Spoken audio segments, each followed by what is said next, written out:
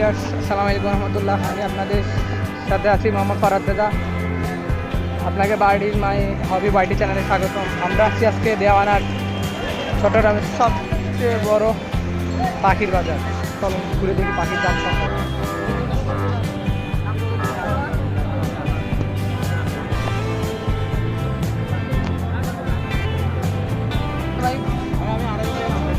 কত একটা কত ভাই আপনার এটা? 450 সিঙ্গেল না?